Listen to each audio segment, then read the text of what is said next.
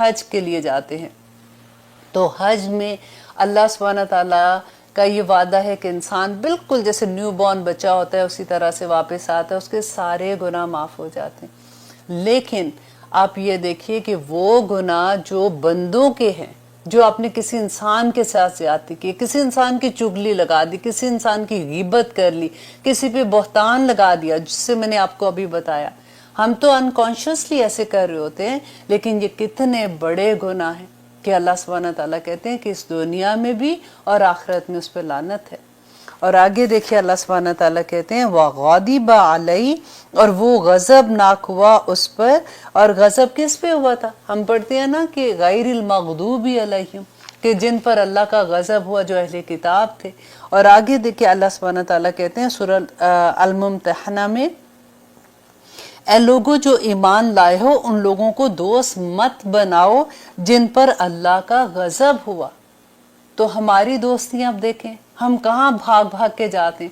اور دوسرا دیکھیے اللہ سبحانہ تعالیٰ سورہ طٰہٰ میں کہتے ہیں کہ کھاؤ پیو ان چیزوں کو جو رزق ہم نے تمہیں دیا اور اس میں حد سے نہ بڑھو ورنہ میرا غضب تم پر ٹوٹ پڑے گا۔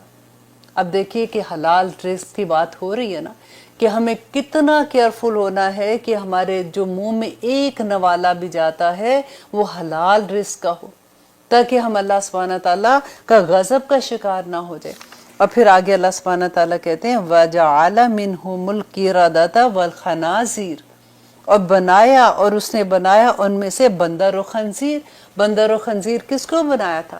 آپ کو پتہ ہے یہ دیکھیے بندر اور خنزیر بنانے کی اتنی بڑی سزا کیوں ملی تھی؟ ایک حکم یہاں پہ نہیں مانا تھا۔ آپ ذرا اپنے آپ کو دیکھیں کہ ہم کتنے احکامات آرام سے گزار دیتے ہیں، ہم پہ تو اللہ کا بڑا کرم ہے۔ اب دیکھیے کہ اہل کتاب جو تھے ان کو اللہ سبحانہ تعالیٰ نے ہفتے کے دن مچھلیاں پکڑنے سے منع کیا تھا نا، تو مچھلیوں کو تھوڑی کوئی کانٹے لگ گئے تھے کہ اللہ نے کہا کہ ان کو یا زہر ان کے اندر آ گیا تھا کہ اگر تم کھاؤ گے تو مر جاؤ گے۔ بعض دفعہ ایسا ہوتا ہے کہ اللہ سبحانہ تعالیٰ نے اس وقت جس وقت وحی آ رہی تھی تو حلال چیزوں کو بھی حرام کر کے یہ صرف دیکھنے کے لیے کہ میرا بندہ سمینا و اطانا کرتا ہے کہ نہیں کرتا۔ اور اللہ سبحانہ تعالیٰ نے ان کو جب منع کیا تھا تو انہوں نے کیا کیا کہ ٹھیک ہے ہفتے کے دن نہیں پکڑتے، وہ جمعے کے دن میں وہ ایک نیٹ لگا دیتے تھے، سنڈے کو نکال لیتے تھے کہ ٹھیک ہے جو مچھلیاں اس کے اندر آ جاتی تھی تو وہ ان کو اس میں سے نکال کے استعمال کر لیتے تھے۔ اب کیا ہوا تھا کہ ان میں 3 گروہ بن گئے تھے۔ ایک گروہ وہ تھا جو ان کو سختی سے منع کرتا تھا کہ دیکھو یہ اللہ کے احکامات کے خلاف ہے، اللہ کا غضب آئے گا، اللہ سبحانہ تعالیٰ ناراض ہوتے ہیں، ایسا مت کرو۔ انہوں نے ان لوگوں کو کہا کہ یہ تو ہمارے پیچھے پڑ گئے، ان کی ایک چھوٹی سی جیسے ہوتا ہے نا ایک دیوار سی بنا دی تھی ان لوگوں کے درمیان میں کہ یہ تو ہمیں بہت تنگ کرتے ہیں۔ اب جو دوسرا گروہ تھا وہ تھا کہ ہم تو نہیں کرتے ہیں۔ آپ دیکھیے ان میں سے آپ یہ ورڈز دیکھیے کہ ایسے نہیں لگتا کہ یہ ہمارے بارے میں بات ہوتی ہے کہ ہم تو نہیں کر رہے ہیں، وہ کر رہے ہیں تو ہمیں کیا، ہم تھوڑی ان کے ساتھ مل کے کر رہے ہیں، اگر وہ کوئی گناہ کا کام کرتے ہیں تو وہ اپنا جواب خود دیں گے۔ اب وہ دوسرا گروہ تھا وہ خود نہیں کر رہا تھا لیکن ان کو بھی منع نہیں کر رہا تھا۔ اب یہ تیسرا گروہ وہ تھا جو یہ کہتا تھا کہ ہم تھوڑی گناہ کا کام کر رہے ہیں، ہم ہفتے کو نہیں پکڑے، ہم تو جمعے کو نیٹ لگا رہے ہیں اور پھر سنڈے کو ہم نکال لیتے ہیں تو ہم بھی گناہ کا کام نہیں کرے۔ اللہ سبحانہ تعالیٰ نے وہ جو گروہ جن کے دیوار بنا دی تھی نا، جو ان کو منع کرتے تھے اور برے بن رہے تھے، سوائے ان کے باقی ان دونوں گروہوں کو اللہ سبحانہ تعالیٰ نے سزا کے طور پہ بندر و خنزیر بنا دیا تھا۔ تو آج ہم اپنے عمل دیکھیں جب ہم قرآن پڑھتے ہیں نا تو ہم جب اہل کتاب کی بات پڑھتے ہیں تو ہم یہ نہ سوچیں کہ یہ تو ان کا معاملہ تھا نا، ان کے ساتھ ایسے ہو رہا تھا، ہم تو مسلمان ہیں، ہمارے بارے میں تھوڑی یہ اللہ سبحانہ تعالیٰ نے کہا ہے۔ اللہ سبحانہ تعالیٰ ہمیں بار بار جو بات بتاتے ہیں کہ دیکھو تم ایسی حرکت نہ کرنا جو تمہارے بڑے لوگوں نے کی ہے، اگر انہوں نے کیا تھا تو دیکھو ان کو سزا کیا ملی تھی، تم بھی ایسی سزا میں آ جاؤ گے۔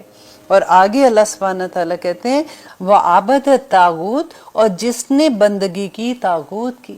اب دیکھیے طاغوت کون ہے؟ شیطان ہے نا۔ آج بھی ایک قوم ایسی ہے جو ایکچولی شیطان کی پوجا کرتی ہے۔ اب دیکھیے شیطان نے, اللہ سبحانہ تعالیٰ نے جب ابلیس کو کہا تھا کہ آدم علیہ السلام کو سجدہ کرو تو اس نے انکار کیا تھا, تو اس نے کیا اللہ سبحانہ تعالیٰ سے کہا تھا کہ میں تیرے بندوں کو آگے سے, پیچھے سے, دائیں سے, بائیں سے آؤں گا اور ان کو بہکاؤں گا. اب تم مجھے صرف اتنی مہلت دے دے جب تک یہ دنیا ہے, میں تیرے بندوں کو بہکا کے رہوں گا. تو اللہ سبحانہ تعالیٰ نے کیا کہا تھا کہ تو نے جو کرنا ہے تو کر. دیکھیے ہم کبھی کہتے ہیں نا کہ دعائیں قبول نہیں ہوتی ہیں, ہم کیا کریں, کب سے دعا کریں. شیطان کی دعا بھی اللہ سبحانہ تعالیٰ نے قبول کی. اللہ سبحانہ تعالیٰ نے اس کو مہلت دی کہ ٹھیک ہے, تم نے جب تک یہ دنیا ہے تو رہ اور تو نے جو کرنا ہے کر, لیکن میرے مومن بندوں کا تو کچھ نہیں بگاڑ سکتا. اسی وجہ سے میں ہمیشہ یہ کہتی ہوں کہ ہم اپنے رب کا غرور ہیں. ہمیں بہت سوچ سمجھ کے, مسلمان جو ہے نا کلمہ گو ہیں, تو ہمیں سوچ سمجھ کے ایک ایک چیز بولنی چاہیے اور کرنی چاہیے, کیونکہ اللہ سبحانہ تعالیٰ کو آخر میں جا کے ہم نے جواب دینا ہے اس چیز کا. اور آگے دیکھیے اللہ سبحانہ تعالیٰ کہتے ہیں اولئک, یہی لوگ ہیں, شر مکانن, بدترین ہے درجے میں, وَأَضَلُّ عَنْ سَوَاءِ السَّبِيلِ, اور وہ زیادہ بھٹکے ہوئے ہیں سیدھی راہ سے. ہم کر رہے ہیں آیت نمبر 61 سورۃ المائدہ, اور جس میں دیکھیں اب اللہ سبحانہ تعالیٰ کہتے ہیں وَإِذَا جَاءُوكُمْ, جب آتے ہیں تمہارے پاس, قالو کہتے ہیں آمنا, ہم ایمان لائے, وَقَدْ دَخَلُوا, اور تحقیق کہ وہ داخل ہوئے تھے, بالکفر, کفر کے ساتھ. یہاں پہ نیت کی بات ہو رہی ہے نا, کہ اللہ سبحانہ تعالیٰ کہتے ہیں کہ جب وہ آپ کی محفل میں آتے ہیں تو یہ دیکھیں نبی صلی اللہ علیہ وسلم کو تو نہیں پتا چلتا تھا نا, وہ لوگ آتے تھے, آ کے کہتے تھے کہ جی ہم مسلمان ہونا چاہتے ہیں, ہمیں اسلام سے بڑی رغبت ہے, اور نبی صلی اللہ علیہ وسلم بہت خوش ہو جاتے تھے. تو اللہ سبحانہ تعالیٰ ان کو کہتے ہیں کہ جب یہ تمہارے پاس آتے ہیں تو ان کی نیتیں ٹھیک نہیں ہوتی ہیں.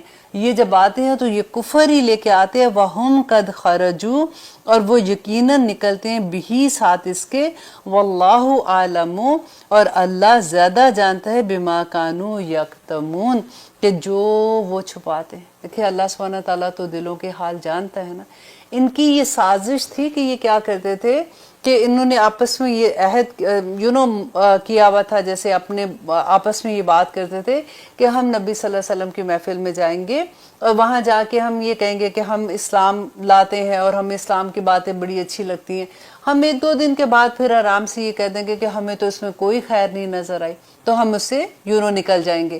اور جب ہم مرتد ہوں گے تو وہ جو نئے لوگ اسلام کی طرف راغب ہو رہے ہیں وہ لوگ سوچیں گے کہ یہ تو اہل کتاب ہیں, یہ تو علم والے لوگ ہیں, اگر یہی ان کو اس میں خیر نہیں نظر آ رہی تو پھر ہم بھی نہیں لاتے. لوگوں کے دل خراب کرنے کے لیے اور اسلام میں داخل ہونے کے لیے یہ ایک سازش کرتے تھے جو اللہ سبحانہ تعالیٰ نے کھول دی. اب دیکھیے کہ نبی صلی اللہ علیہ وسلم کی محفل میں تو آتے تھے نا, اور وہ بات بھی اور منافق جو تھے وہ تو نماز بھی پڑھتے تھے نبی صلی اللہ علیہ وسلم کے پیچھے. اب دیکھیے کہ ان کی جب نیتیں صاف نہ ہو تو کہیں بھی خیر نہیں ملتی ہے. ایک طرف تو آپ دیکھیے کہ حضرت ابوبکر صدیق بن گئے, حضرت عمر بن گئے, حضرت عثمان بن گئے نبی صلی اللہ علیہ وسلم کی محفل میں بیٹھ کے, اور ایک طرف یہی لوگ تھے جو کفر کے ساتھ آئے تھے کیونکہ ان کی نیت صاف نہیں تھی.